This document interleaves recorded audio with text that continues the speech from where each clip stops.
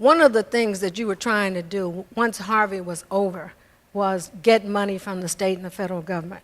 You and the governor kind of bumped heads a little bit, but congratulations on getting the money, okay? I know it wasn't easy. But the reality is this is a long-term process, and that you're going to have to get money from the federal government. And my understanding is the process is federal government goes to state, then state comes to the city, and it's a lot of red tape. How are you going to orchestrate this dynamic, because you're going to be dealing with this for the rest of this first term? Well, the way the current model is right now, the money would go from FEMA, from HUD, for example, from the federal government, to the state, and then especially the housing money, through the GLO, General Land Office, at the state level, and then it would work its way down to the city. That is a convoluted bureaucratic process. And so what we are asking for is a direct appropriation from the feds directly to the city.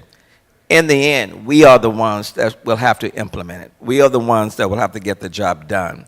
And the quicker we can get those dollars, the better. And what we are saying to people in Congress, to our congressional delegation, you know, even though the water doesn't exist out there, the damage is in people's homes. And there are thousands of people who homes are being affected. I'm especially sensitive to the elderly, people with special needs, people in low-income communities. And for these groups, they're doing what they have always done. They're trying to stay in because they don't have the credit cards where they can go someplace else. You know, they can't go just to a hotel. You know, so the elderly, for example, if they were like Mom, they're using a whole lot of bleach and everything else, you know, trying to make it habitable. And what I'm saying to our state leaders, for example, do you really want this?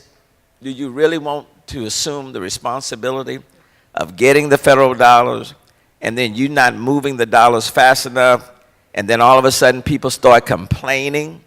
You know, why in my house? Backlash. Why in my house getting repaired?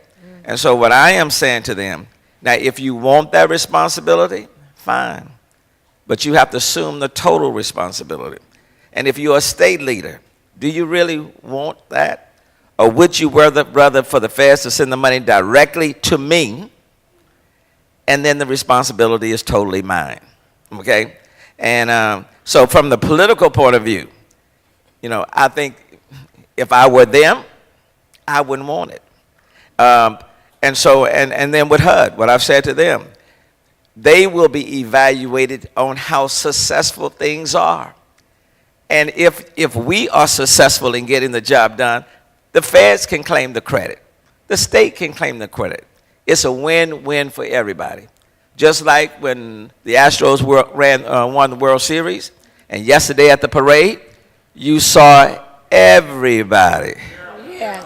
And everybody took credit. Yes. And everybody was proclaiming Astro Day. Yes. On yesterday.